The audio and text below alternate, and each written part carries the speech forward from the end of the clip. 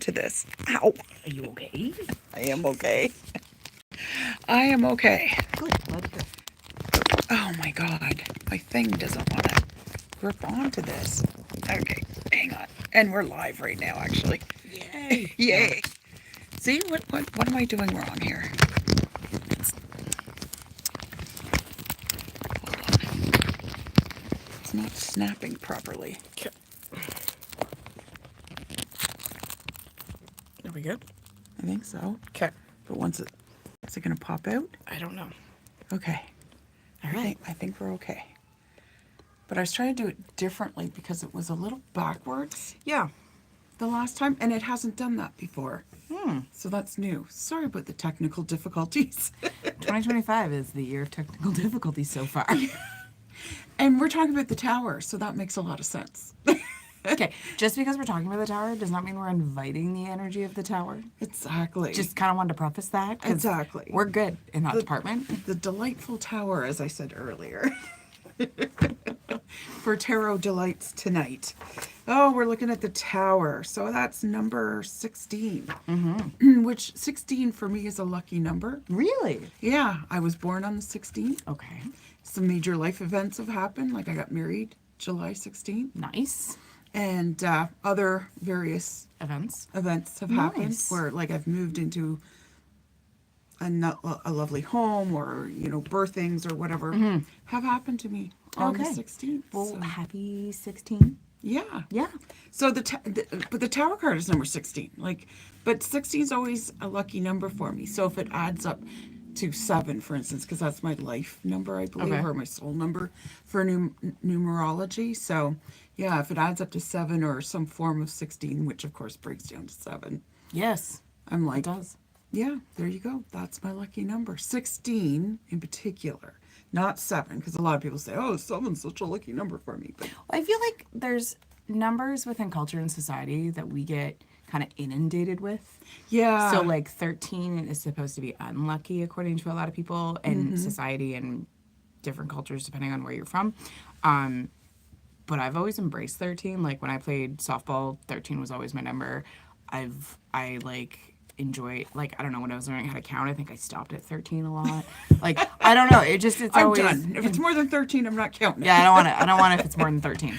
I don't know. So you like the baker's dozen? I then? do like the baker's dozen. There's always good things that come out of a baker's dozen. Yeah, exactly.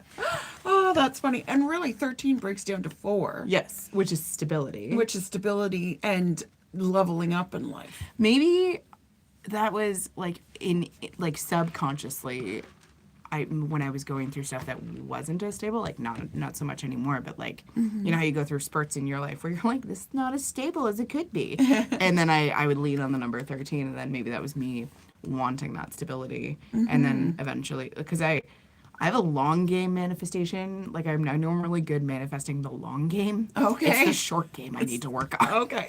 So you're not good at the hustle, but you can do the long The long game. Yeah, the long con. Oh my god, I love it.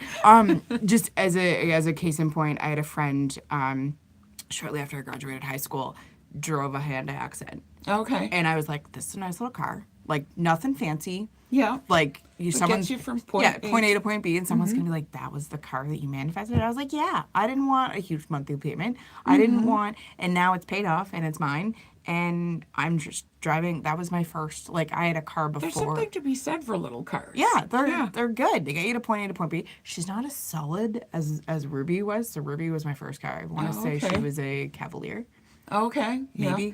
I don't know. I don't remember. Josh was probably yelling at me going, it was this. But there's something to be said, because I remember looking at my friend's car and being like, I'm going to drive one of those one day. Right. And right. lo and behold, like almost 20 years later, I am. Oh, nice. Yeah, I had a little car when I first got married, and I loved it because you could park it anywhere, first of all. Right? And one time I did, like, I drifted into a ditch, but it was so small, I actually lifted it out of the ditch. Oh, I did that with a friend's car once. He actually stayed in the car, and his girlfriend and I lifted the car out of a snowbank. Yeah, I put her into neutral and just dragged her out of the ditch. Good little cars, can't go wrong. Exactly. Like they might drift, but they'll never get stuck. You can just lift them out if you need to. Oh my god. I love it. So the tower, we've got some interesting tower representatives. There's your traditional Rider-Waite-Smith. Yep. You'll notice that the men are fully clothed that are falling out. That'll be important later. It will be important later. So People are like, what are we getting into? I like trees, apparently, because 2 out of the 3 decks I have trees incorporated. Oh, Makes me okay. does it? I don't know. is that a tree? No, I it's guess. a bed, kind of. Well, it's like a yurt that's up in a tree. Yeah, a yurt. Okay, so this one is a yurt that's up in a tree, and they're falling out. But it's something to be said about tree. I don't like the fact that the tree potentially is on fire in this one. That's not cool. Well, I mean, at the same time, for a long time, a lot of stories were that fire came from trees. Yep. Because they hadn't figured out how to make fire yet. Themselves without. So Oh, okay. Yeah. trees were considered sacred because they held the fire. And that's how they would sometimes I mean, get and it. it's interesting too because what was it that I was doing recently? Oh, when I was at my in-laws for Christmas, there was I took Bosco out late at night because Josh actually fell asleep before me. Doesn't happen very often. And there was like the ring of light from like the porch light, Okay. but beyond that, freaking pitch black. Oh, okay. And I think I've taken being in the city for granted. Yeah, how Because much I was like, light there is. what is beyond? Like, and my brain went to like some crazy places, and I'm like, I am fine. There is no sounds. You could hear like coyotes in the distance. Yeah, So I yeah. knew there was enough of a space between us that I was still okay. But I was like, your brain goes some crazy places really fast. So I can understand if people don't exactly know where it comes from, they could be like, sure, the trees hold the fire. That makes complete sense. Right. Yeah, and that's why wood and trees were very sacred for a very long time for all of humankind, right? And knowing like that's why, what tree should you use to make your wand and you're super into trees so that you know that there's tree Love it. like zodiac Yes, kind there of is, things. and it's yeah. interesting how accurate they are. Yeah.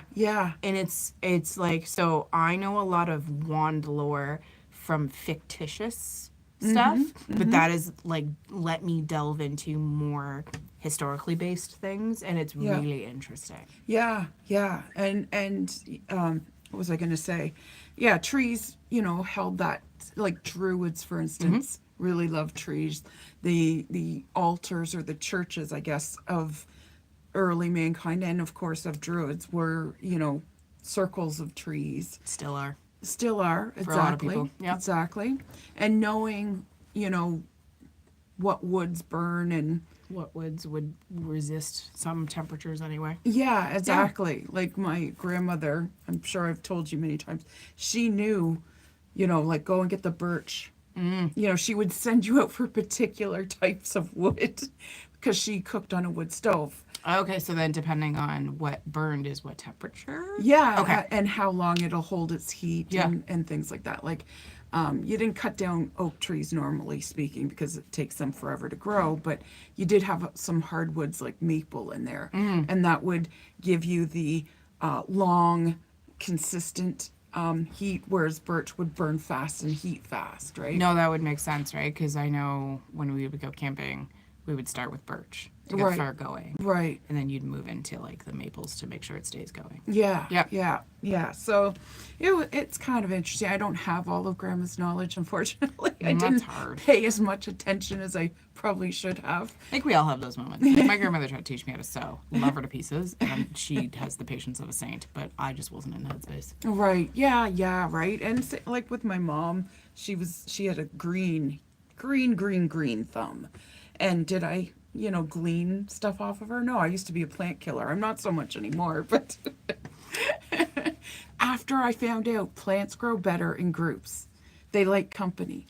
Oh, that's interesting. So never have just one plant, because if you're a plant killer, it will probably die, and it usually dies of loneliness. It doesn't have to be the same plant. It can be, a spider plant and a wild rose or whatever it is you want to combo it up with.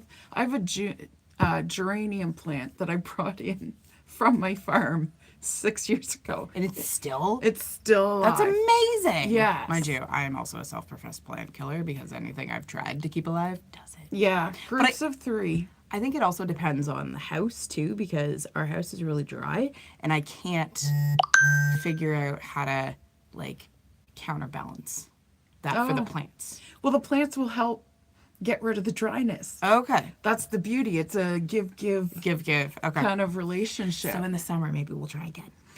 Yeah, but get 3 plants minimum. 3 plants. All right. And so you heard it here. You have to get 3 plants. They like to have friends. They love to have friends. No solo plants. No, nope, not at all. And I think I have about a dozen now. And they're all doing okay. I do warn my plants that I will abuse you. And I will neglect you. But I love you.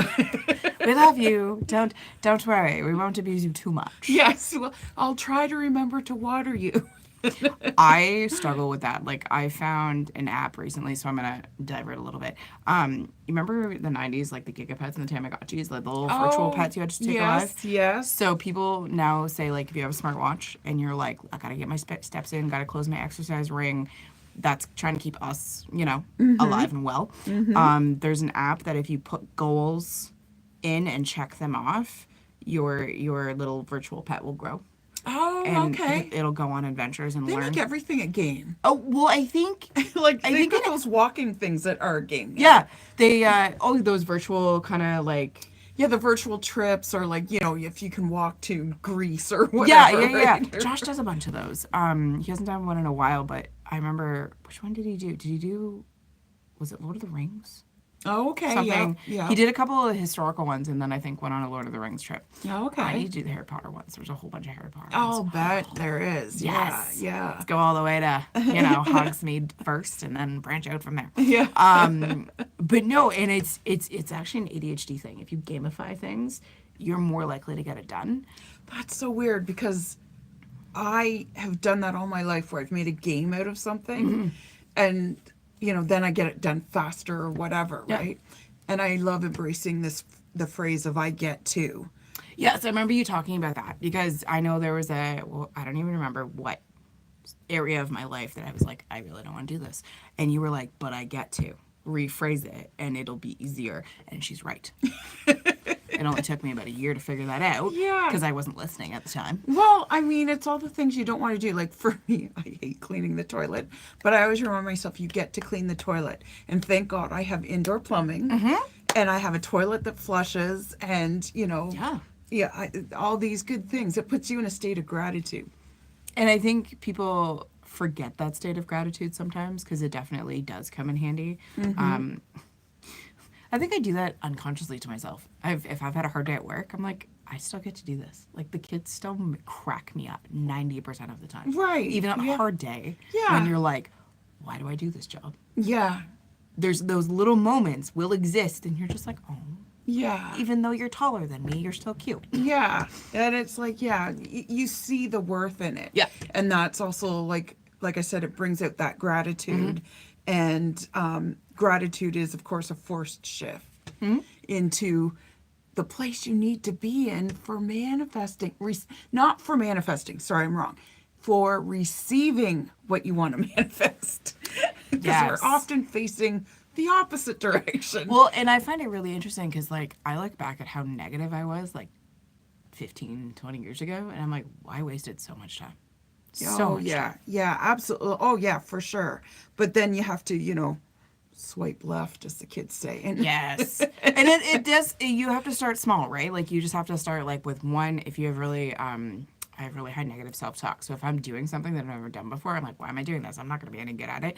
And I have to literally, like, stop my brain and be like, not good at it yet. Yeah. Keep trying. Keep going. It will improve. Yeah. And that shift really does a number positively on your subconscious. Oh, absolutely. Yeah, for sure.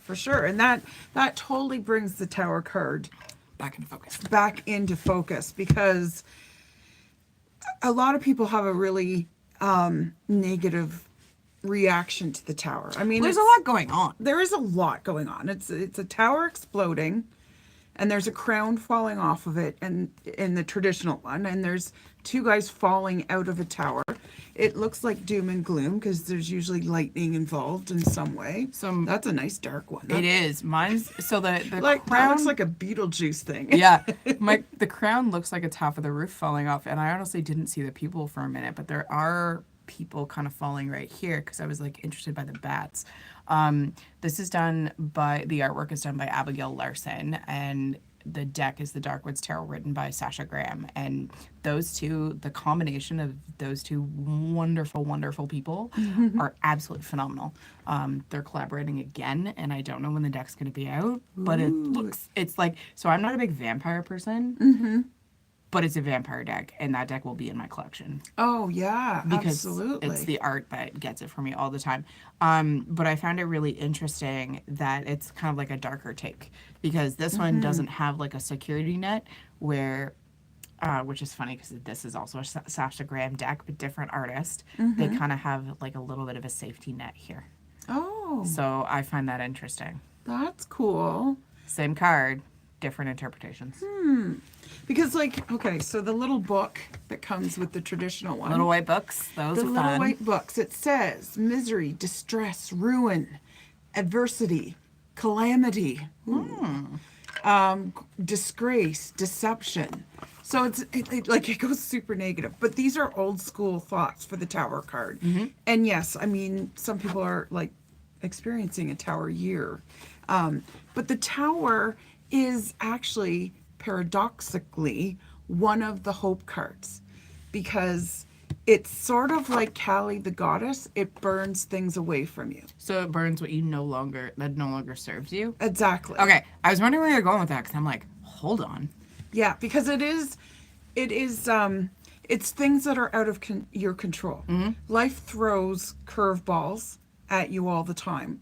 So it's not a actions consequence type card. It's not you did this, therefore your tower is happening.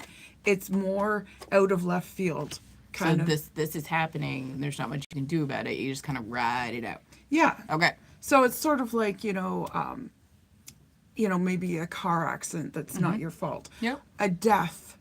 It's not like I did this, therefore my father died. It's like, no, people die. But I mean, people have a tendency to try and find reason and rhyme to like random events. Yeah. There is that saying of like, there's no such thing as coincidences, or Yeah. It's sort of like, or if you get fired from your job. then you're like, what did I do? And it may have just been, we're cutting back, Yep. it's a layoff, it's not because you were a bad employee. So it's also nicknamed, if you watch my nickname video, it's nicknamed the Phoenix card. Yes, I've heard you refer to it as that. And that is the hope, right? So the legend of the Phoenix is it always returns back to its nest every 1,000 years. Oh, interesting. And it starts like, so it's sort of like it burns the old nest away, builds a new nest, and then then the phoenix dies. And there's a little worm type critter that develops in the nest. And then as it grows, it flies off and it lives for another 1,000 years. So that's the rising from the ashes, because of course this got struck by lightning. That's usually on fire in some way. This is my new gilded deck. So that's what it looks like. This man is naked. Is he naked so that you can't see the... Yeah, he's naked. He's definitely naked. Okay. Yep. I find it really interesting when, like, because there doesn't seem to be any rhyme or reason as to whether or not people should have clothes or not have clothes. So it's really up to the artist's interpretation. And I think we should honestly do a podcast on, like, Nudity the in nudity tarot. in tarot. Because, like, does it mean something or is it just arbitrary? And we could probably be, like, not the experts, but I think it'd be interesting. Well, I think this is an interesting take because it is, I've noticed a couple of things. One, he's nude, and that's where we're at our most vulnerable. And when something hits us out of left field, like it could be a lover leaving us and some of the other things I've mentioned, we do feel very vulnerable. And that's what this is. But the reminder is this crown that's knocked off, right? So it's sort of a reminder of like what I'm often telling a lot of my female clients, because I get a lot of them, put your crown back on. Yes. Right? And stand up again, like rise like that phoenix from the ashes. And sometimes the forest needs to burn in order for new growth to come. Well, isn't that like, don't keep holding on to the things that don't serve you? Yeah, but we'll hold on to stuff. Because you'd rather you'd rather court the devil you know than the devil you don't. Absolutely. Yeah. Or we feel justified. I'm justified in my trauma. I'm justified in my anger. I'm justified in my anxiety. We wear it like a badge. Yes. And we shouldn't. Yes. And it's okay if you do have these things, depression, anxiety, all these things, but always try at least to move through it, right? Learn techniques. Like, I mean, I have agoraphobia, and here I am out of the house.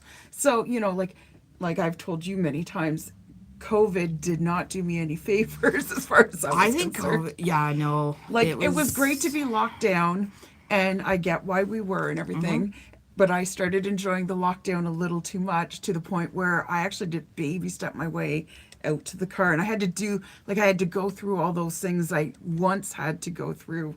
So it's that spiral learning again. Yeah, exactly. And yes, it didn't take me as long, like the last time I had a huge agoraphobia episodes, because it went on for months and I didn't really know what it was, but I lost 2 jobs because of it. But this time I'm the boss, so I can't really fire myself. And there's the work from home option. That's right.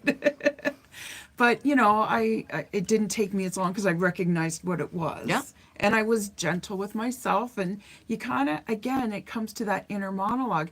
If you wouldn't say it to a 5-year-old, don't say it to yourself. That's very good advice.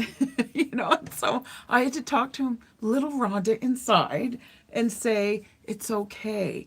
Just get down the stairs today, maybe, okay? All right, we're down the stairs. Now go back up and be where you feel safe.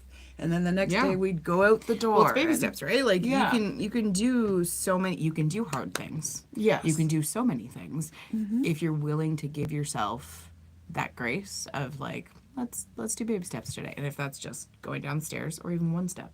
Yeah. You do one step today, great. Yeah. Can we try 2 tomorrow? Yeah, exactly. And tell yourself, like, let's say, you go down, well, I'm in an apartment, so you go down 1 flight of stairs, let's say, to the next floor. But you give yourself the permission that if you need to go back up and go home, fine. But let's just do this 1 flight and see how we're feeling. And then ask yourself, like you would a 5-year-old, do you want to try another flight? Let's try another flight. And no, it does work, because like anything that worked on us when we're 5 works on us when we're 95.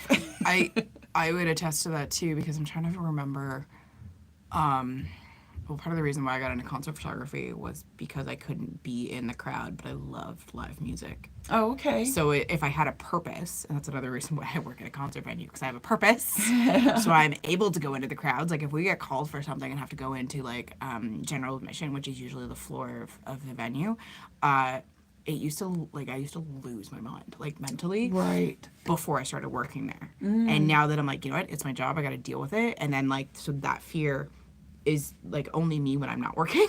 Right. And then because I have given myself a purpose and it's kind of greater than me, like if I don't do this, someone doesn't get help. Right. So that I can just kind of override it. And that's kind of how I've taught myself is you can get over it, or you can work, or like theoretically you should work through it. But I kind of circumvent my way around it. Right. Okay. And I've exposed myself enough now that I probably could go back into a crowd, because I have been able to trick my brain into realizing, oh, I have a purpose, whether it's with a camera or for a job. Right. Yeah. But like shortly after COVID, when we really opened up to one of our first big concerts, it was rough. Right. I almost didn't think I was like, oh, okay, maybe this is time I just step back and don't deal with this anymore. And I'm like, why would I do that? Right? Like this job brings me so much joy. Why would I stop? Yeah. Just because I don't feel comfortable in a big crowd. And I know social anxiety is a huge thing for people. Yeah, and a lot of us came out of COVID not knowing how to interact with each other because Oh, we'd gosh, been no. so isolated. Even if people didn't start out with a mental health disorder, I feel like COVID kind of gave us all one. Yeah. Joking, And it'll take but- a long time to kind of work through that, right? Yeah.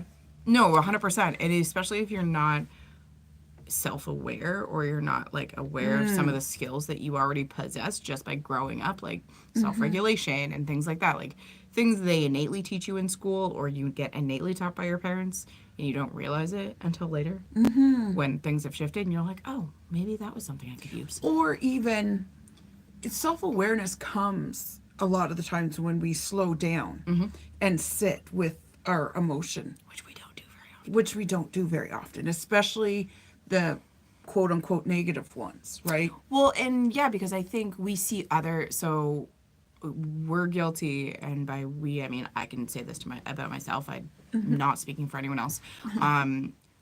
I know better now, but at one point I was guilty of going like, that person on social media has a really good life. Why don't I have such a good, better, like Right. very The comparison comparative, based. yeah. And I mean, I know that social media is a snapshot and is a snapshot that people want to put like that image that their people, best image. yeah, their best image forward. So it's not going to be the like hard, vulnerable, I'm crying in my car because I can't do something kind of post. And then, and some people are great and do share the bad moments too. And that's really They helped do. people. Yeah.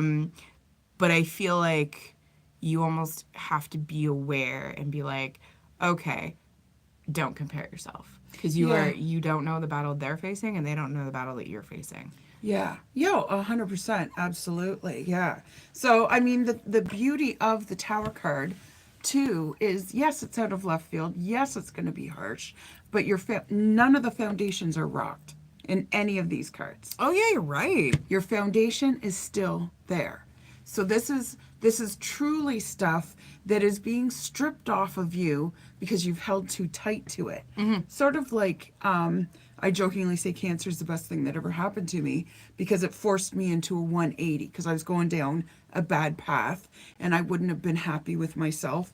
And I'm glad I went through it because it made me take a look at sort of the bigger picture and see, like, you realize when perhaps death is an outcome for real, it's like that's when you realize what's really important.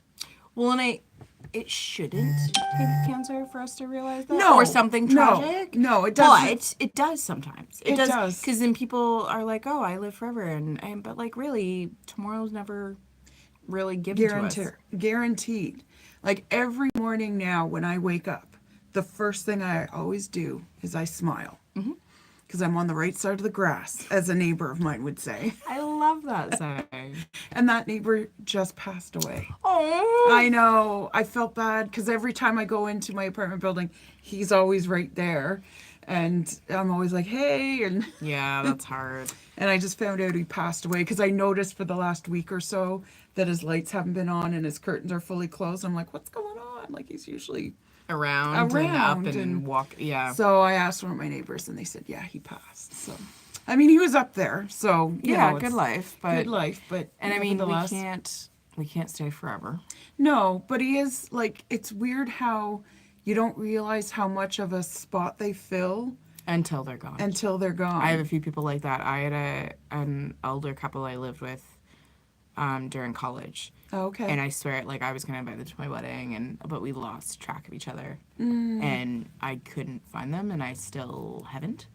So I'm hoping that they're okay, and I just hope that someday I will figure out what happened. Right, Yeah. right. But But they might be gone, too, because they were an older couple. They were an older couple, and they were absolutely beautiful. And Oh. they're amazing. That's nice. That's awesome. Yeah, and you know that neighbor taught me the phrase "rain is liquid sunshine." He would call it. Ooh, I like that. Yes, it's funny because he worked in the penal system.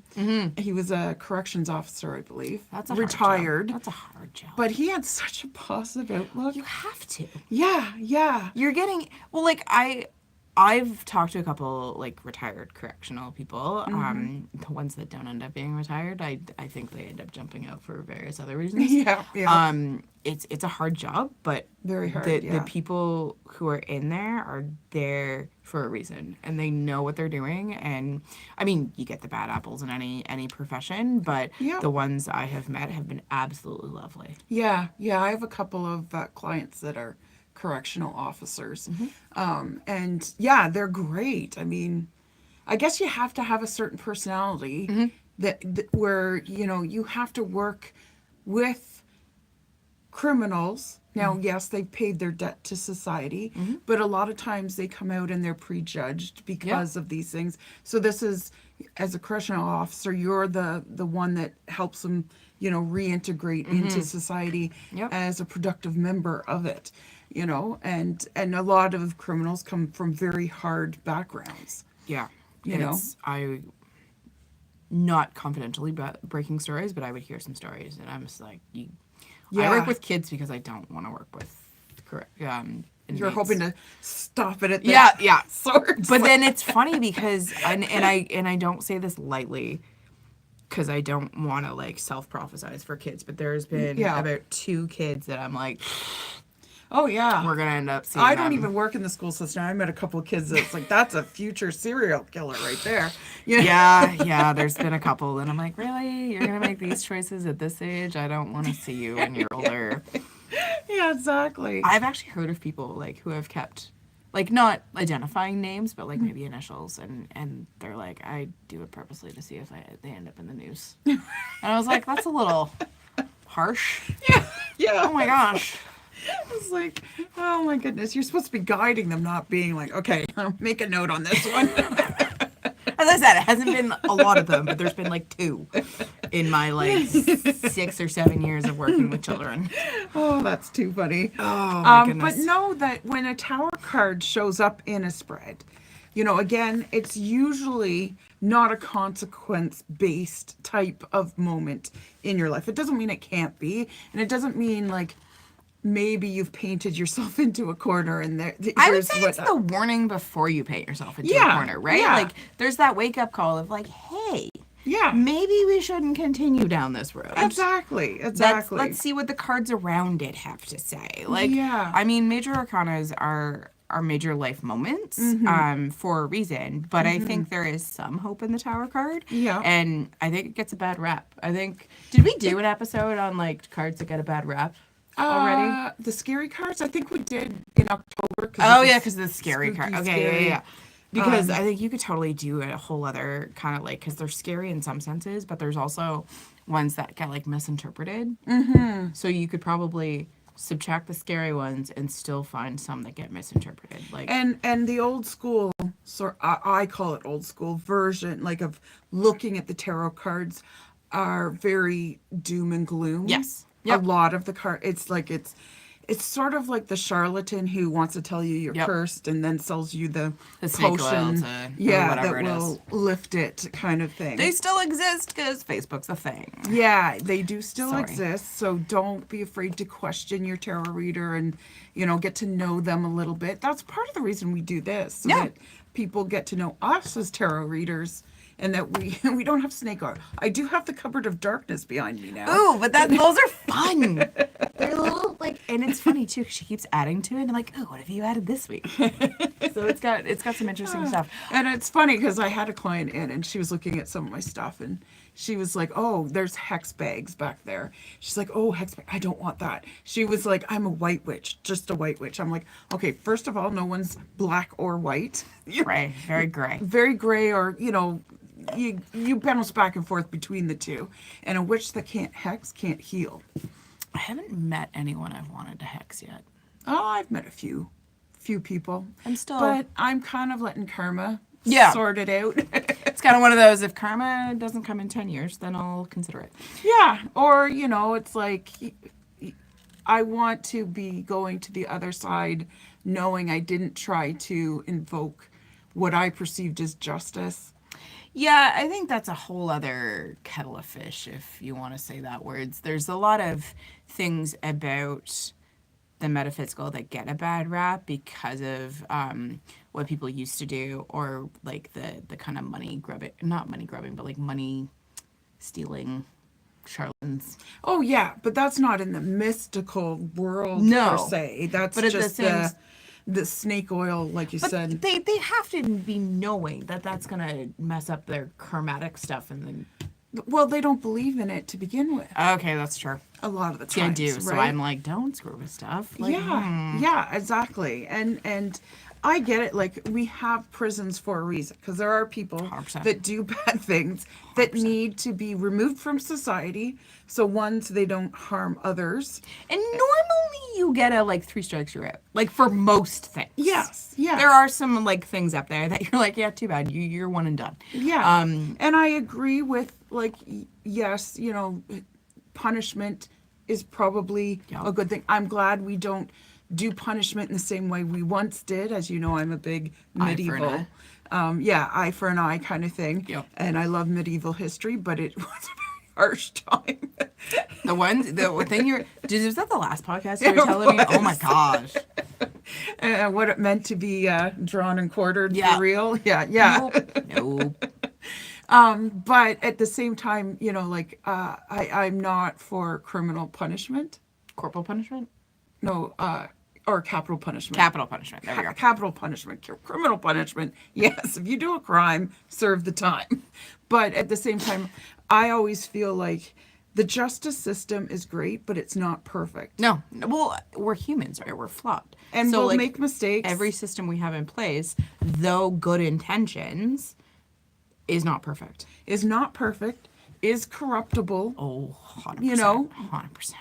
just the way it is, right? I mean, I know it sounds jaded of me to say that, but that's just the way it is. Welcome live chat. to the live chat. Oh, hi, have new people? subscriber. We have people. Hi. Hello. If you're watching this on the replay, we were excited that people joined us. Yes, exactly. Because a lot of our people watch it afterwards. Yes.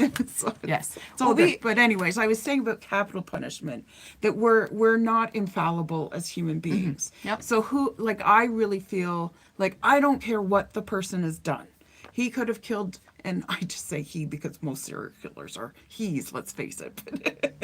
But anyway. There's not enough evidence or research, like in medical research. Excuse me. Exactly. But, you know, who are we to say, like, even if he's killed 20 people, that's a horrible thing. He should be locked away for life, in my opinion. But I don't know if killing him is the solution. Oh, I see what you're saying. Yeah. No. Because, God forbid, we find out 10 years later, oh, he was the wrong guy. Well, that's I think that's one of the reasons why they did do away with a lot of the death penalty in the states, because I think there's only like 2 or 3 states that still carry the death penalty. I think it's there's because a the few. rates of because DNA evidence was not a thing in certain time frames. Yeah. So Fingerprinting only came along in the late 1800s. well, that's it. So it's like, are you sure you have the right person? How did they solve crimes before fingerprints? I don't know. It's like, did they just point fingers and go, you? Well, is it Murdoch Mysteries that kind of does that in the late 1800s? Oh, yeah. I So- haven't watched the series. I think I've watched 1 or 2 So episodes. Josh watches it kind of regularly, or he'll cycle through his favorite episodes. So Good Canadian programming. it is a very good Canadian programming. Can you get a reading? Yes, absolutely. We're not doing readings today because this is where we talk about tarot. So we're talking about the Tower card. But definitely reach out to us on Facebook. Kayla's here on Saturdays. I'm here throughout the week. And yeah. Definitely. We'll book you in. Yeah, absolutely. So would love to have you in. Yeah. It's a lot of fun in here. Yes. But we're talking about that big bad Tower card. And we go off on tangents if Yes. you watch us Yes, we do. regularly. Wasn't the last episode like everything but tarot? Yeah. Because I do another episode called Anything, Everything, and Nothing at All with my daughter. Although I'd like to get you in on this too. Over the summer. Over the summer, yes. Because that's the only days I'll have off. Yeah, exactly.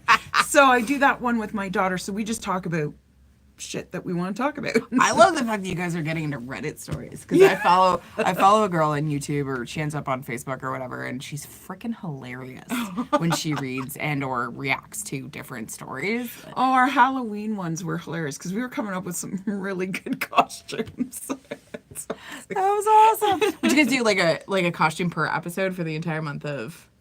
No, we would just do Halloween stories, and one of the Halloween stories was this guy is like, you know, those "Am I an asshole if," you know, and he was saying how his girlfriend wanted to do a couple's costume, and she wanted to do Barbie and that's always Ken. a bone of contention with couples. Yes. I watched my parents. So we offered up lots of great suggestions That was not Barbie and Ken? that, well, some were Barbie. Ooh, okay. But we said, for instance, just as one of the ones, is you could go as a vampire and she could go as Barbie with the fang marks on Ooh, her that's neck. cool. Well, a little more macho for the guy. 'Cause Yeah, yeah. I think they feel a little weird with Barbie, but Yeah. I mean, Ryan Gosling, there we go. I was like, which Ryan was it? Did a really good job as Ken, so... Oh, yeah. I haven't seen that movie yet. I keep meaning to. I've seen enough of it that I'm like, yeah, I think he did a pretty good job as Ken. Nice. Way So. to go, Ryan. Yeah, a little Canadian boy. Yeah, exactly. Yep. I have a brother named Ryan. So do I. And my brother, from what other women have told me, is pretty hot, too. I'm like, sure. Not even gonna touch that one. His long-term girlfriend's gonna be like, what is your family like? I don't think I've met her. Yeah, the cottage that we rent every year, Oh yeah. where we do the sibling weekend. Yes, sibling weekends. I love your stories from your sibling weekends. So this They sound year, amazing.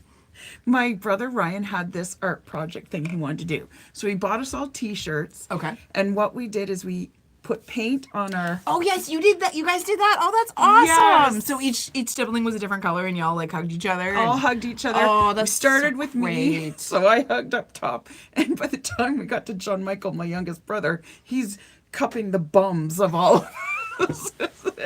People are gonna wonder. They're like, "What kind of Yeah. T-shirts are you guys?" The T-shirt looks hilarious because it's all different colors and, Yeah. you know, oldest to youngest kind of thing. But it looks like you've been hugged a million times. And it's awesome. It was That's a so really good project. sweet. It was a great project. I loved it. But it's funny because I wore a T-shirt under my T-shirt Yeah. over top.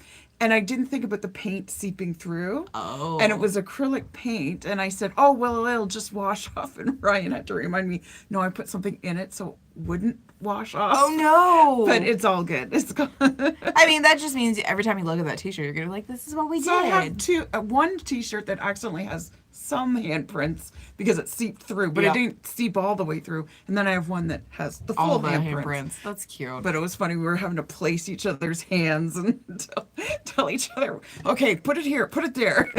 Hang on, don't press yet. Yeah. Exactly. I always find, because like I'm not a crafter.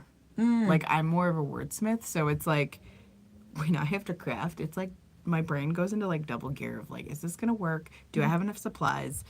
And what is going on? Well, it was really good. Ryan organized it mostly, but we had 6 of us to help each other. So we ended up each getting 5 hugs. Aw. So it was You awesome. filled up your hug bank. Exactly. You need those. And it was really nice to get hugs from my brothers and sisters, you know? We don't hug each other enough. Yeah, no, we don't. We don't. And I mean, we do as a family Yes. now. We're big on hugging, and because we've lost both our parents, right? So, and we've lost a brother. I'm the oldest of 7, so there's only 6 of us. So we do really appreciate each other. We're very close knit. And Good. my brother randomly will send me messages that'll be like, you know, I love you. I'm like, oh, thanks. My mom knows something's going on, or I've heard of something when I'm like, "Hey, Mom, I love you." She's like, "What happened?" I'm like, "I just want to say I love you." Yeah, because, you know, you never know when the next time that you talk Yep. to that person will maybe be the last time. Just like my neighbor who passed away this last week or so. I'm like, oh, the last conversation I had with him, what did I say? Because he was getting deaf. So I didn't really spend time talking to him because half the time he couldn't hear me anyways. Oh, that's hard. Yeah, so it was like, so I just do a quick hi you know, because we used to joke back and forth when I first moved in, but he'd know I'd said something, so he'd often laugh, even if it wasn't a joke, because it was, you like, didn't oh, actually hear me, did you? It's no, we normally joke. Okay, ha, funny. Yeah, exactly. Oh my goodness. I can imagine. Yeah, I do the same thing to some people. When I, you know, if they say what I think is probably something funny, I'll be like, oh yeah, I can laugh on demand.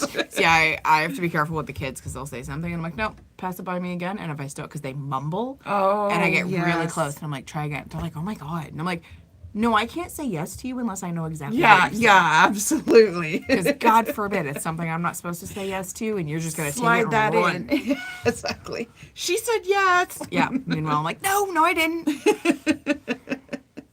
Yeah, we're sly when we're children. You know, Yeah. we learn how to manipulate.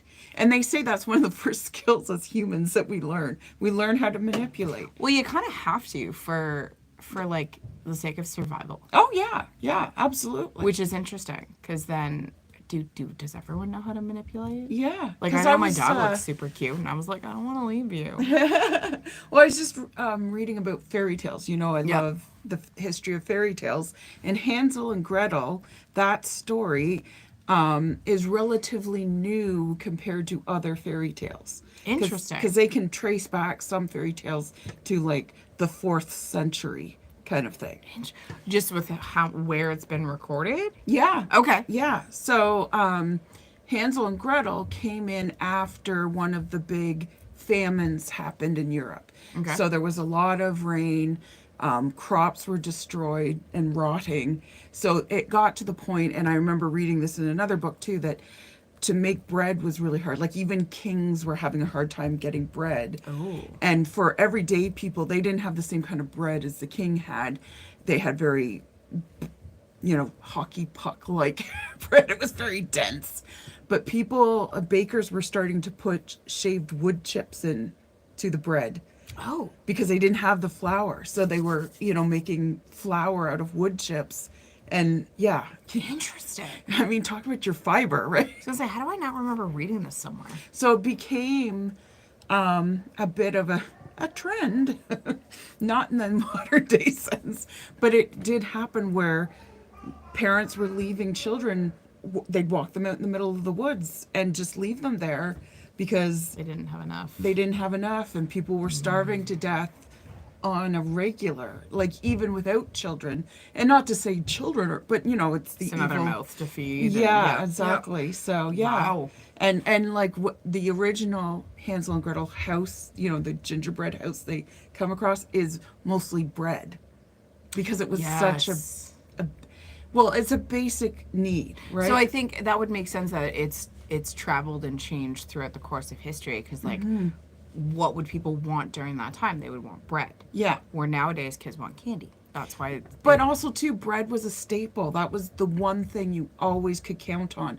So during the famine, when you couldn't even count on having bread, that was like the base for a lot of people. Because back in the day, especially the peasants would get bread that was nutritionally complete because they didn't have Wonder Bread back then.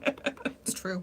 And that's why the only thing that was missing out of bread for a full and complete diet was butter, the fat. Well, that's we used to spread it on top, right? Yeah, so that's why even to this day we put butter on bread, because that came from. It tastes so good though. It does taste so good. So it's And yeah. Marie Antoinette, her famous quote of "let them eat cake," she was mistranslated, and she said "let them eat bread," because they were going through a bit of a famine at that point too. Let them eat bread. Again, I feel like it's like with society things have changed. With Oh, could you pull one for me, please?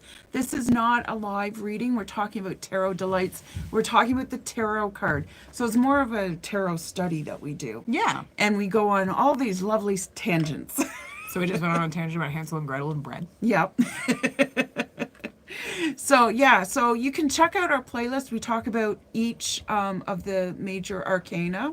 So if you're doing your own spreads or pulling your own cards, it kind of gives you some layers to add to your. We started with the major arcana. We're on the Tower card. We do one card a week, so it looks like it takes us forever to get through tarot deck, but we're slowly getting there. We're slowly getting there, and then we layer it with like insights and some things like Rhonda's got some little nuggets of wisdom that I keep forgetting that she said over and over, and I'm like, oh yeah, that I need to add back into readings. And I do the same thing. Like I read books. I read books about tarot, and I read about books.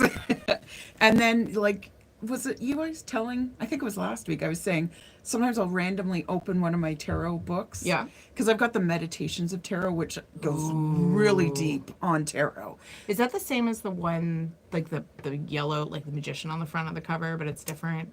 No, Sorry, no, I'm the Ultimate tangenting Tarot Guide. Okay. It's a very good book to get. I Yes. highly recommend it because it goes through every detail of the Rider-Waite-Smith deck. And if you know this deck, then you know how to translate to any other deck. Unless they start to flip. So I forgot to bring this with me, but next week, remind me, I may have bought a deck that has slightly Thoth with it. Oh, interesting. And I'm like, I am not versed in Thoth at all. Oh, me neither. I have a lot of crones that have come in and out of my life, and this is part of the reason why I have such a huge book collection. Fair. And I actually have a couple of Thoth books. Oh, do you? Yeah, and they were given to me by crones. Now they're sitting in my library, and I haven't touched them yet, but Well, I find it fascinating because I find, so like a lot of the world does use Rider-Waite-Smith, and you are correct in the sense that once you learn the RWS or Rider-Waite-Smith deck, you can translate and or read with 99% of the tarot decks out there. yeah. But then there's the other version, which is Thoth. And as much as I have just started to get a handle on Rider-Waite-Smith, and I've been That alone can take you years Yeah. to kind of I started the journey in 2012. It's taking me like 12 years. Didn't do it for a couple, like 5 or 6 years. So I'm really only 5 or 6 years actually trying. Okay. in. Yeah. So I finally feel like I've got a little bit of it. So I don't know if jumping a system would be good right now. Yeah, it's like I know this system, and also too, like I've said to so many people, including in the old business I was in, you'll have one that you baby that you love more. Yep. And you'll stick to that more. Well, sorry, one sec. No, that's okay. Take your time. Not breathing down the right tube. I found it interesting because it was only at the tarot conference, and I think it was last year's tarot conference that I found out about Kipper cards. Oh yeah, I remember you talking about Kipper, and then we were doing Lenormand Yeah. this year. And I which- was like, what is... So, like, that's a whole other system, and it's a beautiful system, but it's not one I'm willing to, like, marinate with right now. Yeah, I've got a Lenormand deck. I've had Lenormand decks. They're beautiful decks. So the Kipper system is also like Lenormand. It's like a completely different I think system. so. I would have to look it up. Okay, because Lenormand hang on. doesn't use tarot cards. Just like when she was going through all the cards. And Lenormand does have a tower card, but she's like, it's nothing like a tarot tower. Tarot tower is different. So, and yeah, so I'm playing with the idea of getting into Lenormand, but I do love tarot best. I'm more comfortable there, definitely. Well, I think you always It's go my with your first love, right? Yeah, tarot's definitely my first love. So the difference between Kipper cards and tarot, according to Google, I'm not trying to take anyone else's words. Unlike tarot and oracle decks, which are read intuitively, apparently you can read tarot intuitively. I would say learn the rules, then you can break them. It's like saying you can speak German intuitively. And now I just want to yell, and I don't remember how to say it, but I just want to yell "I love you" in German because it's so aggressive and awesome. Lenormand cards are read metaphorically, and Kipper cards are read quite literally. Oh, So that'd be interesting. You know what I think we should do, just for, shits and giggles?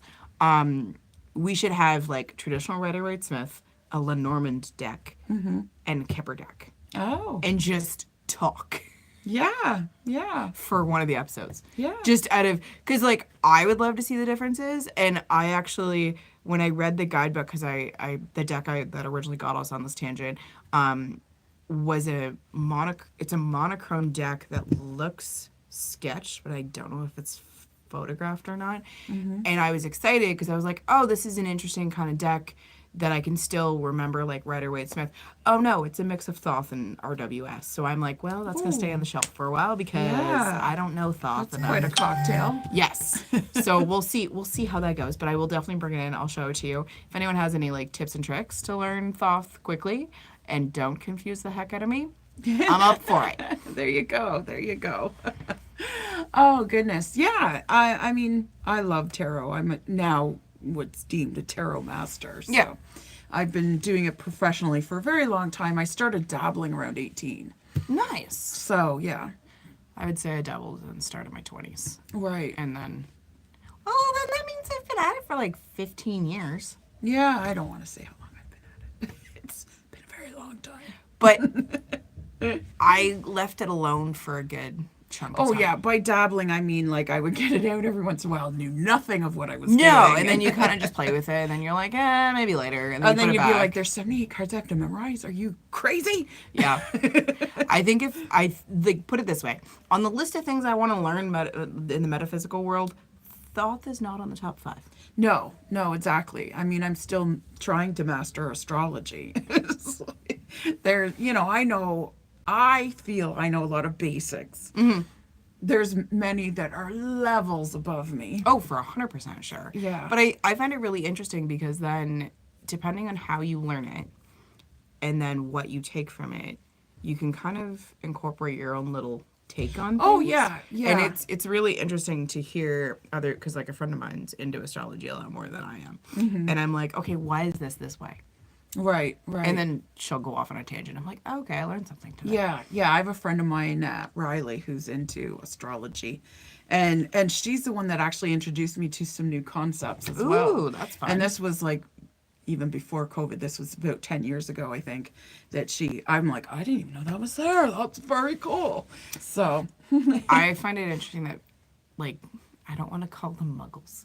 I work in a classroom, and I find it really interesting. So the teacher is a history buff with like Greek myths and Roman, like all the myths and stuff. all the So myths. when she does the working with groups of kids, she's grouped them together, and she's named them after different constellations okay. and the elements. So she'll have the four elements as like one set of groups for one subject, and then she's got 4 or 5 constellations for another set of groups. It was just really cool. So very every time I'm cool. in her class, I'm like, oh yeah, I want to learn more astrology. Yeah. Oh, that's awesome. Yeah, astrology's to me is fascinating, definitely. But if I want like tarot, I do have to disagree with it being solely intuitive, because you're putting a lot of the gift on the reader, and I often feel that the cards, very like the I Ching, I think I'm saying that right, I'm not sure, correct me if I'm wrong,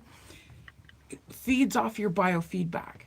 So it's a partnership. Well, there's an energy exchange in almost everything you do, right? So I would feel it would be the same regardless of what system you're using. There would definitely still be an energy exchange. Yeah. 100%. Yeah. So I channel, definitely, and I will channel messages that come in. I can't always distinguish whether it's angel or ancestor or whatever. But I mean, that's part of, I guess, why I think too that it's really hard to read for yourself, right? Like if I'm reading for you, I'm picking up on your energy. Oh, okay, I see what you're saying. So there is that partnership, because I'm very, very good at just saying something that's like, people are like, how did you know that? And it's like, because the cards and the messages coming in that I'm channeling are telling me about you, and I focus on that person. See, I find it interesting. I mean, reading. it's not that you can't read for No, yourself. you can read for yourself 100%. But I find you tend to surface read a lot of times when it comes to yourself. And of course, the old joke of you just keep flipping the cards till you get the ones you want. It's like, well, this can't possibly be true. Ah, yes. Yes, the world. There we go. That's much better. yeah. Well, and I do a daily pull, but not in like a, how is my day gonna go? Yeah. I just kind of go like, what am I in for energetically? Yeah. And depending on the card that shows up, I can go, okay, tread lightly, or I can go in full speed. Like if I get the world, I'm like, oh yeah, I'm golden. Yeah. And Exactly. even if it's a day that's been flipped on its head and I've gone like 6 different ways and a kid's been screaming at me or whatever, I'll be like, he's gonna end up fine. Well, yeah, and that's the thing. That's what I do with my cards a lot. Is I will say, what do I need to meditate on? And there's the Six of Wands. Interesting. So Yeah. then I'm like, okay, how does this sit with me? Mm-hmm. What was my reaction? What did I notice first? All these kind of things for myself. That is how I read for myself. Is through meditation on the Six of Wands. What am I needing to notice, or what am I needing to know? And I'll sit with it for a few minutes, and then I'll allow whatever messages want to come in, because my angels will whisper to me, and but also too, I get to fall back on the traditional meaning. There's a reason why prayers are said the same way. The Celtic cross is a very common tarot spread, and there's power in that, the repetition of that, especially when there's repetition of many people doing it. They always say, like, for prayer, for instance, they say it's more powerful done in groups. Well, I think it is, because the energy of the group is being channeled or pointed in a certain direction, and whether that be prayer for people in the hospital, or whether that be prayer towards world peace, natural disaster, or whatever. I feel that prayer is very powerful, especially absolutely. in groups of And people. prayer isn't always pray to the Lord. I mean, we've been in enough moon circles to know that when you're doing a moon circle, that's a prayer circle too. And 100%. and it when we come together in either the same purpose, or like if it's healing, for instance, but I want to heal myself, you want to heal you, this girl wants to heal that, it's very powerful healing energy that gets brought up. Yeah, absolutely. So and they've done a study on meditation, and it's called the spillover effect. And I'm sure I've told you that many times. Yes. In the 1970s, they did this big experiment to see if meditation made a difference in the crime rate in some very heavily crime infused neighborhoods. And so they would get circles together of meditation, and they found that the crime rate did go down in a lot of these high crime areas with the meditation circles, because it's the spillover effect. Same thing with prayer groups, same thing with moon circles. It's all sort of the same energy. It's just done in different ways. We're all climbing up the same mountain. It's just, how do you want to get up there, right? True. No, definitely. I was trying to find the study so that I could link it in the comments. But Oh. I'm going to have to go a little bit deeper than Google. Yeah, probably.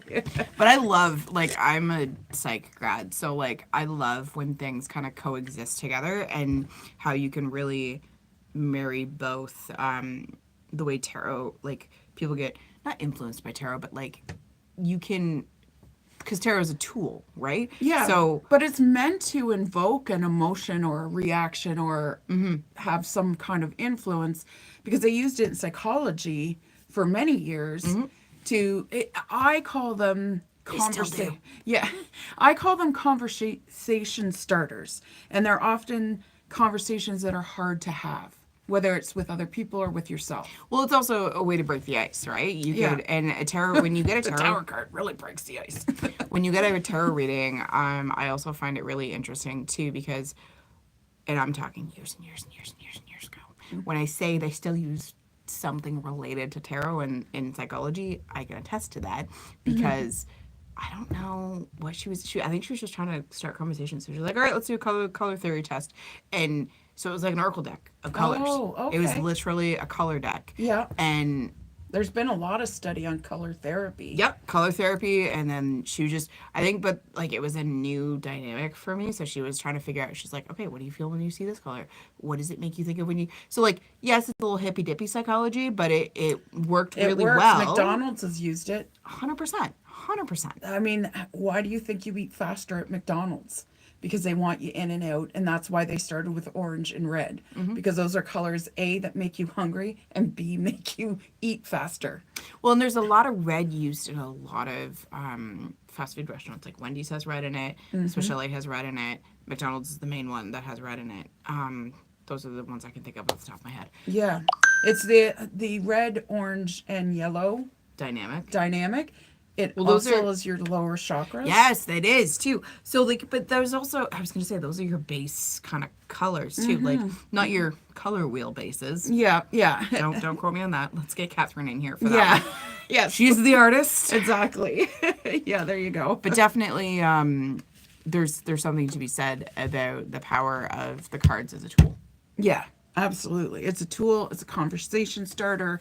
It's a way of feeding off your biofeedback of what have you been avoiding in yourself, in your life, whatever it might be. And that's just one contributing factor to the entire tarot reading. It's also the reader, like, are they good at channeling? Are they good at listening? I always say that's your best tool when you're a tarot reader. It's interesting too though, because some of the cards that have shown up, I distinctly remember one reading I did, and she wanted a love reading, and I'm like, I'm not seeing love here. Like, it was a bunch of swords and no cups. Oh, so maybe some heartbreak. I was like, maybe some heartbreak, Betrayals. but not seeing love. Yeah, yeah. And I- a lot of people even can't distinguish between, we were just talking about different systems between Oracle and Tarot, and often get confused as to, because I know my first Tarot class I ever went to, a lot of people were bringing Oracle decks, not realizing It's not tarot. it's not Tarot. Oh, that's interesting. Yeah. And I know there are some tarot decks, because like I've bought my more than fair share of tarot decks, and like, oh my God.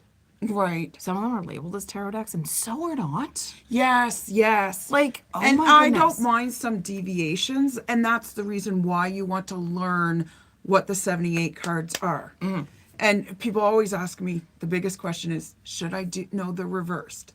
I'm like, okay, there's already 78 to learn. Do you wanna really know more? want to add more?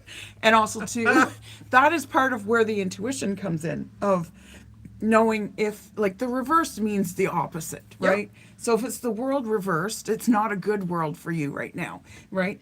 Basically, I mean, obviously there's layers. other layers you can add, but at least know the foundations of the upright cards. Yeah. And honestly, if it comes out reversed, great. If the client wants you to read it reversed, you can. Well, But and why that- complicate things? Yeah, and that's where we had that debate. Remember the movie Tarot? Yeah. And she was saying, "Oh, That the was card is ridiculous. reversed." Yeah. Now, who does it need to be reversed for? The reader or the client? Doesn't it have to be reversed for the client? Well, that's the big question.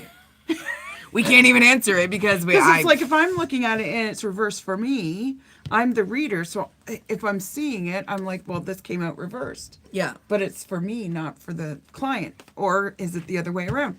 Who knows? Because as you know, I take out my tarot cards and I turn them all towards my client. Well, that's exactly it. And I don't notice as much detail when I turn it towards my clients, but at least I want them to understand what I'm seeing and why I'm seeing it. Well, you know what I'm looking for when I turn them all towards my client. Their reaction. Their reaction. Yeah, I'm 100%. watching them.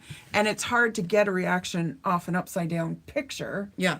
Because you're not fully seeing it. But when it flips around, you're like, oh. Yeah. You Why know? is that building knocking down? Or like, why is there lightning on that building? Why is that man not wearing pants?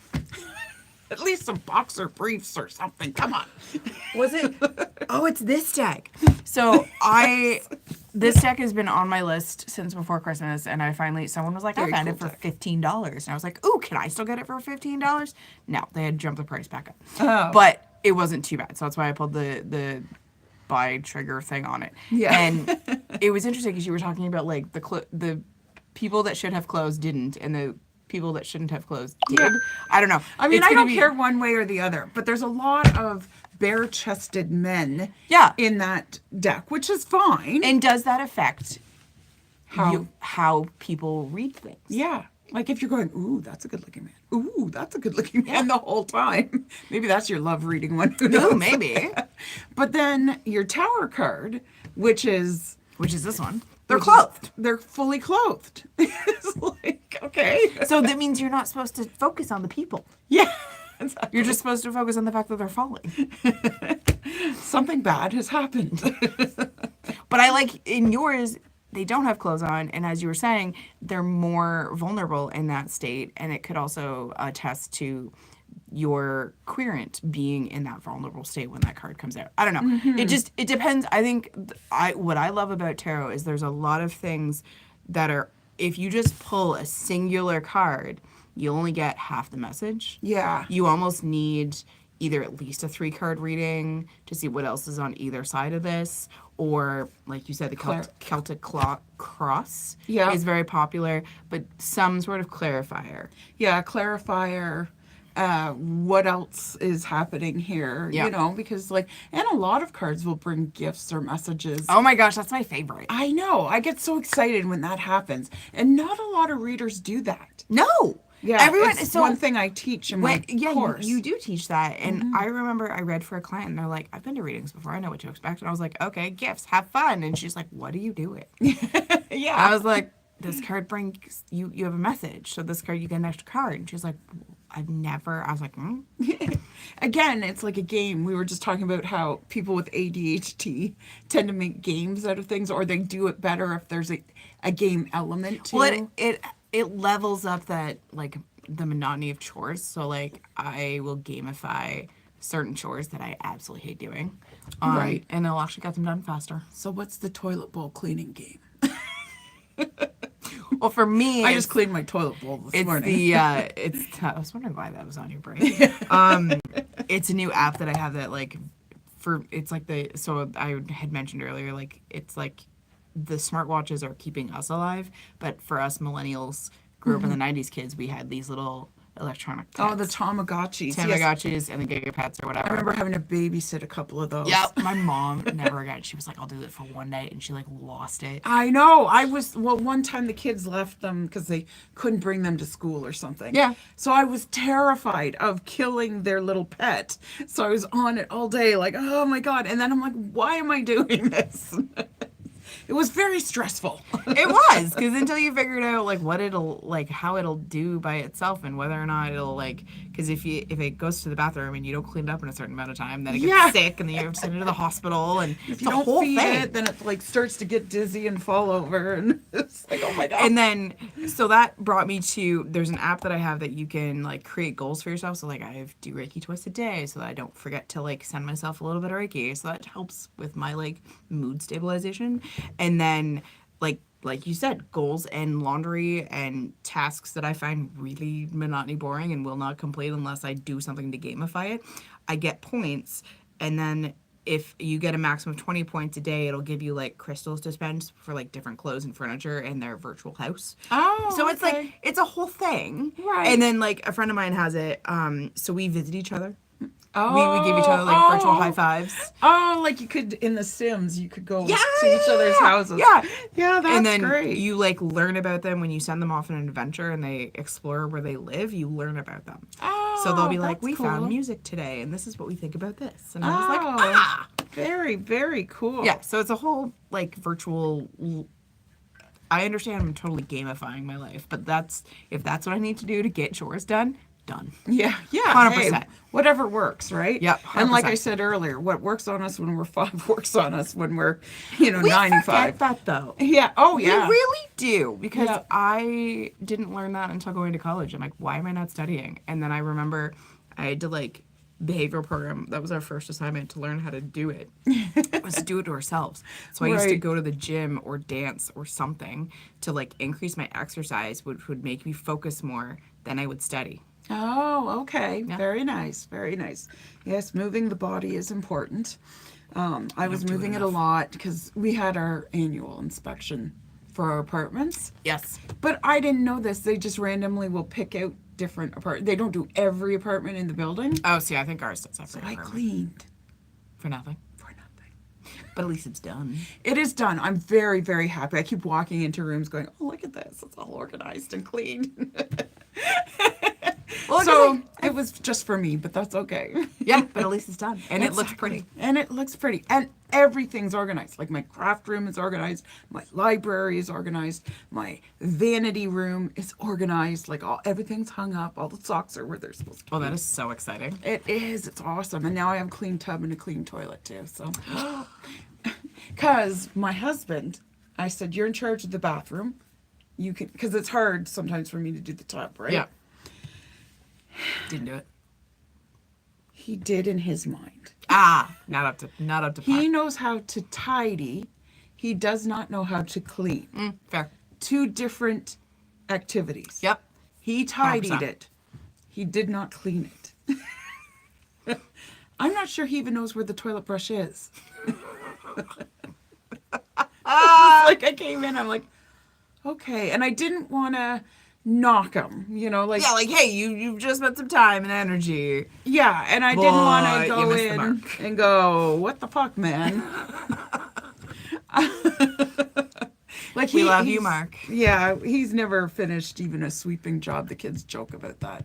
He'll sweep, and then he'll sweep it into a corner, and leave it. and leave it, and magically it will disappear I went because through I that come phase. along with the vacuum cleaner. When I was growing up, I definitely went through that phase. Yeah. The kids every day. I watched the teacher today was like, so and so, you need to clean up this mess because it was at someone else's desk, and they were like, so and so did it. She did like a half job, and I walked over and I was like, this doesn't even look like she touched it. Yeah. And I finally got so fed up of asking her. I was like, I'm just gonna do it myself because it's not gonna get done otherwise. Well, I'm definitely not my mother's daughter in that way. My mom would make us redo. Like, we had to vacuum before we went to school, Okay. and she would make us redo it if we didn't do it right. See, I think, And I'd be like, but I'm going to be late for my bus. Well, too bad. You're going to finish this job. you didn't do it right the first time, so And you're then doing you'll it go again. catch your bus, and you'll come back home after school, and you'll vacuum again if you haven't done it right. And she would make us do it time and again. And she never gave up. She's like, it's harder for me to make you do it right than it is just to do it myself. And I called bullshit on that. Well, and I think there's something to be said about like parents preparing children because like I can't cook to save my life, and that's because I didn't learn growing up. Right. So I need to find a healthy balance of yes, I want you to be a kid, but I want you to be a self-sufficient adult. Yeah, So when the time comes, you're darn right you're gonna help with the house. Well, remember I was saying I had to do the dishes every night after dinner. We were 7 kids, a great aunt, and my parents all in the same house. oh my goodness. So there was a lot of dishes to do. And my sister Kimber and I, we were the 2 oldest, so we always did the dishes. And I hated it when I was a kid. And you hate it now. No, I love doing dishes. Really? Yeah. My downfall is that I never made my kids do dishes because I didn't want them growing up like I did of, I hate doing these dishes, Yes. blah, blah, blah. And now neither one of them are good at dishes. Well, and it's funny because it's hindsight, right? Like I will clean a bathroom, okay, but that's because my parents were like, "This is what you're responsible for. You only have to do it once a week, Yeah. but do it right." And so my bathroom's okay, Yeah. but the rest of my house is well left. Well, to be desired. I love doing dishes now. I mean, it doesn't hurt. I mean, that I have arthritis in my hands, so the hot water really feels good. But I actually don't mind doing dishes. In fact, a friend of mine bought me a dishwasher for Christmas one year, and I said, I don't want the dishwasher. I won't use it." really? Yeah, I don't do dishwashers. I do it by hand, the old school way. The old school way. I mean, I've lived in houses with dishwashers and lived in houses without them, so it really doesn't matter either way.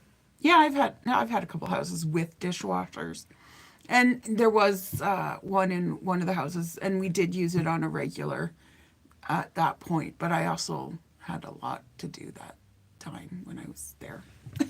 Well, I know it. So like, if you're in a busy household, so like I respite for a couple families, and like whenever I come over on the weeknight that I work for them, whenever that is, I always hear the dishes are going. So like they've cleaned up from dinner, the dishes are going, and by the time the parents get home, the dishes are done, and the oldest empties them before going to bed. Oh, okay. So that's like kind of their system. Yeah. And that's a good way to do it because then you know it's like doing laundry. I'm horrible at initiating a task, but once I'm doing that task, I'm fine. Yeah. But like initiating that task, hardest. Like I kick my feet. I don't want to do it. Yeah. I'll- And I'm the same thing with me about laundry. It's like, this is why I have 30 pairs of underwear. Because I only do it once a month. I actually have a pair of laundry underwear. So you're like, all right, when I get to these, that's it. We need to go to laundry. Yes.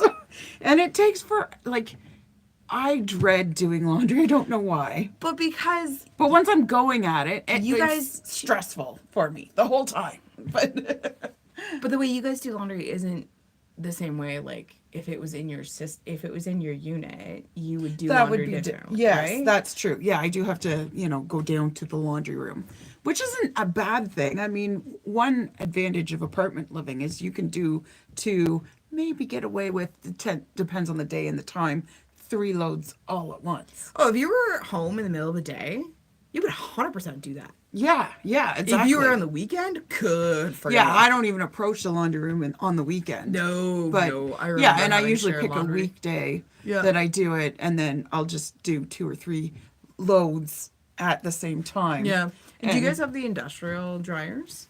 Or like size dryers? I know I don't. couple of places do. I don't think we have industrial size, but they're definitely like when the dryer's done, don't take the the clothing out right away because it's hot. Yeah. It's like, and that's on medium. Like, Oh, really? I can't even imagine if someone did it on high because like you just want to melt the buttons right off your shirts, don't you? Yeah, Josh and I have enough clothes that like we do our laundry separately because we've each fudged over, like screwed over a shirt or a pair of clothing that we like really love. Oh, So yeah. we're like, that's it. We're doing our own laundry. I'm like, that's Yeah, fine. Mark's very picky about his laundry. He likes it done in a certain way, which is fine. But that means he has to do his Yeah, laundry. 100%. So, and it's okay. He's a grown man. He can do his own laundry. Yep. And I do mine. Which and is- then I don't look at the laundry room for another 30 days. Yeah. Well, it's just funny because some people are like, you guys don't mesh your clothes together? I'm like, heck no. Because then every other item I'd be like, this doesn't go in the dryer. This does go in the dryer. This, like, I have enough trouble doing that to my own stuff. I don't Yeah. want to have to remember what Josh says. And I buy clothes where it's like, I don't care. Like, it's got to be washer and dryer okay for the most part. Well- There's a couple of things in my, but I don't wear them like once Enough a week. for Or, it to. yeah. Yeah. See, I'm careful with my sweaters because I like them to fit big, and I've noticed that if I dry them too many times, they will shrink. And Right. then I'm like, well, that was money well wasted. When Mark and I were first dating, he left a sweater behind at my place. Never got it back, did he? No, I washed it and dried it for him. And, And it you went shrunk from this to this. I'm not kidding. It looked like it was for a little kid because it was a pure wool sweater. Oh, sugar. And I, You didn't know at the time. well, also, we're a family of 7 kids and 2 adults and occasionally a great aunt. So you just chuck things in the wash, chuck things weren't in the looking, dryer. yeah. Yeah, and it's just like, yeah, it just got thrown in the laundry pile that was always in the laundry room, and then it got transferred over to baskets in the living room, which we were forced to fold. I said, my mother sounds like such a taskmaster. We were forced to fold them while we watched Three's Company. Oh, I remember. I would so my cousin used to live with us, and she would watch soap operas while she did her laundry. Oh, okay, yep. She'd be folding her laundry in the living room, watching soap operas. Yeah. Before my parents got home. From Oh work. yeah, that's a thing of the past, eh? And soap operas. I mean, I know they're still available, but really the diehards really have to go after them. Yeah. It's Now that I not was like thinking about it. if you look on Netflix, there's not really soap operas. There's drama ones, definitely. Yeah, but there's not like cheesy like I not remember All My Children or As the Time Turns or Passions. Oh my god, that was on crack. The Bold and the Beautiful. And then I had a friend who used to watch them with his grandmother. And so he could tell me storylines better. I was like, oh yeah, I watched that when I was sick. And he's like, no, you got to hear the storyline. It gets 100% better. And I'm like, are you kidding? It's the same storyline all the time. But one thing that happened to me, so when I had Irish twins, right? So Marcel is 13 months apart from his older sister. So my grandma came over. She is a mother of 11 children. Oh my god. Yeah. So she came over when Marcel was newly born. And the first thing she said to me when she came into our apartment at that point, Rhonda, go to bed. And I'm like, what? You're like, yes, ma'am. Yeah, for sure. She brought a casserole that was going to be for dinner that night. She sent me to bed, and I went to bed, and she cleaned up my whole apartment. Oh wow. Yeah, did everything, took care of the babies, blah, blah, blah. I come outside. She hadn't, or out of the bedroom, I mean, and she hadn't vacuumed yet because she didn't want to disturb me. She's like, did you get enough sleep? I'm like, yes, I'm good. She's holding Marcel in her arms, feeding him a bottle, and she's watching All My Children. And I'm like, that's my soap opera. You bonded. We bonded. Yeah. I sat down. I'm like, this is the best thing ever that my grandma likes the same soap opera I did. Because that's when you catch up on your soap operas back in the day when you had babies and you were at home. You're like, all right, I can't move for an hour. Turn on the soap opera. Exactly. Exactly. I think the only reason why my mom got into watching, I don't know if she ever did. I think it was just what was on. But she had like an hour when she got home from work. She didn't really have a low stress job. I was gonna say a good job, but no, she had a very good job, but just very high stress. Right. So she would like disappear. She's like, don't talk to me. Yeah. The kids are fine. Don't bug them. Yep. And leave me be for an hour. And it wasn't until like all of us were self-sufficient that she did that, but there was times where she was like, Yeah. I need my soap time. yeah. And I don't even think it was just soap time. It was just I need no distractions, no children. Well, yeah, I go home sometimes like that where I'm just like, I just want to vegetate in front of the TV. Now that's doom scrolling. Yeah. It's not TV, it's just scrolling now. Oh, yeah. Sometimes I've caught myself. And you're like, oh, it's 2 hours later. Maybe I should why stop am doing I still this. looking at this shit? Yeah, exactly. Because you get wrapped up in other people's lives because by comparison, you're doing okay. Yeah, yeah. But know that the Tower card is not always doom and gloom. Yes, there is some hope. There is some hope.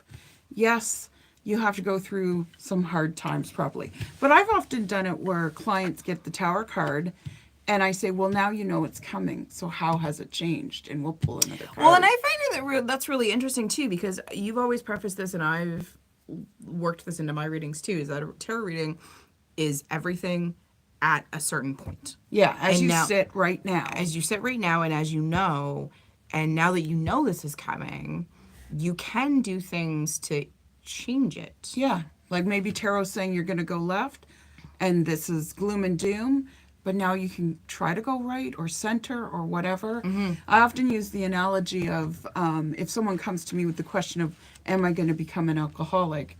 And you're going to the bar 5 nights a week. Maybe you should change your pattern. And the answer would probably be yes, you know, and then you say, well, instead of going 5 nights a week, I'm just going to go twice a week or whatever. And then you don't become the alcoholic because you made the decision to make the change. Well, and I think, and I gotta be careful how I say this, because alcoholism can be a disease, Yes, yes. but it starts out as a choice.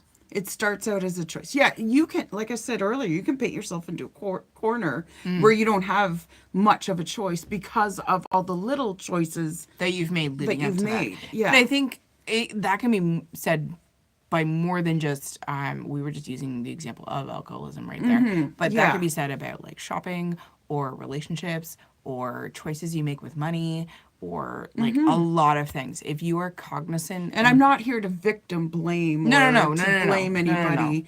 Because I once went to a talk of someone was talking about how you develop cancer and it's you know, choices. sorry, what? Like, well, I mean, I get it in a way. Like if you're a smoker, you might develop lung cancer. Well, you'd be more at risk of developing it, but some Exactly. people don't But- realize that they're predispositioned to things. Exactly. So, I mean, and everything gives you cancer these days, right? That's very true.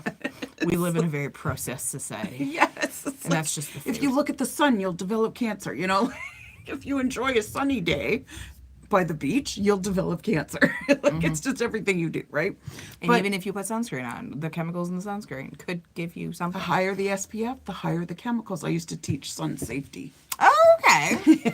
So I'm like, That makes sense, but at the same time, I don't really want to get burnt. So, yeah. So I get like if you go to high SPFs when you're in a warm part of the world that you're not used to the intensity, absolutely. But I often said, you know, you need to be careful with babies because the 100%. skin's very absorbent. 100%. And they actually tell you on the bottle, do not use if under 2 years old, I think it is, or something, right?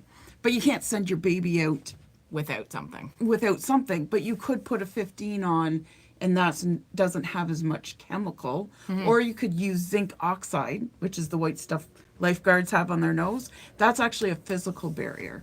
Oh, okay. So slip, slap, slop is the sort of way of using sunscreen, right? So slip on a shirt, slap on a hat, and slop on sunscreen.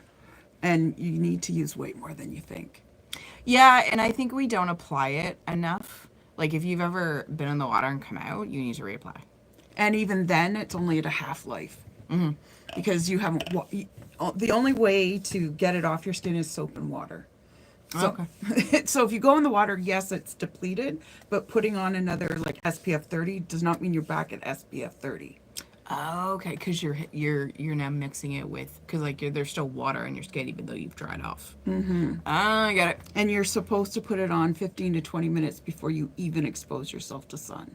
And it usually takes most Caucasian people 15 to 20 minutes to burn. Yep. So if you put it on and then walk right outside, You're still gonna burn. you're still going to burn. Which, I have a lot of experience in that. I am very pale. I remember having some kids. Because I see people come to the beach and they'll start putting it on then. It's like, you're too late. You're already going to burn like a marshmallow. It's true. Because my son, although he's got native heritage and Irish heritage, I call His myself. Irish really came out. It really came out. He's a big giant redhead, right? And as a little kid, I'm like, I was so protective of him as a redhead because I wanted his skin to not be burned ever. Yeah. And I wasn't sure about the freckle thing and stuff like that, right? So he's a day walker, he's called, because he's a ginger without freckles. Oh, I forgot that's used. That's a good one.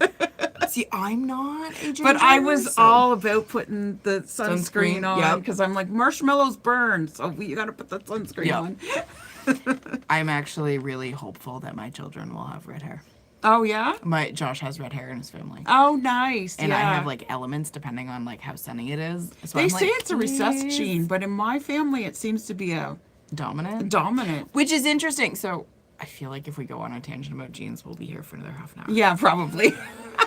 So that might be tabled for other delights. Yes. Because there's a whole. I'll just quickly. Josh's family, so Blue eyes is a recessive as well, Oh, okay. and his family is dominant. Oh, really? Yeah, like 100% dominant. Interesting. I always think brown eyes are beautiful. Yeah. I love brown eyes. I've always wanted brown eyes. We always want what you don't have. I right? know, right? Curly-haired girls want straight-haired girls want curly hair. It's weird. Yeah, it's always strange how we wanted. And then we're things never we can't happy do. with what we have. I know. You're beautiful. Oh, thank you. You are too. Oh, thanks. We got to tell each other that more often. Definitely. Fellow sisters, tell each other that they're beautiful. And thank you to our beautiful audience. Yes, thank you for being here. And I hope you enjoyed it. We went a fair amount of time and many tangents. Yes. As the tower will have you do. But we had a good chat about the tower. And if you have any questions about the tower, pop it in the chat or the comment Yeah. section. And Or any tarot questions. yeah, any tarot questions. And we will get back to you. Yeah, we'll follow up the next week after we see them. So please do put your questions in there. And Tarot Delights, again, we're not doing readings, so maybe check us out on Facebook because that's where we would do live readings. Maybe we'll start that up. I think we need to start. Yeah. Up. It seems to be something that people are interested in. Yeah. So if you're interested in that, please comment as well here and like it, share it, subscribe. Ring All the the fairy things. bell, all the things, right? Because it'll help, show us some love that we're not just talking to crickets. The abyss. Exactly. And let us know if you're enjoying it even if you don't have a question, please send us some love and encouragement. And if you want to hear us talk about something else to do with tarot and not necessarily go through the cards, let us know that. Yeah. And we will take that into consideration. Yeah. What are your questions? Because there's Yeah. always questions, right? It's always really interesting how people answer questions too, right? Like depending on who asks and how they get asked. Yeah, but we have a lot of experience under our belts. So, yeah, I do it professionally, as does she. So we've had a lot of 100%. experience and time with it. There you go. All right. Bye. Have a great night. There we go. There we go. Loverly.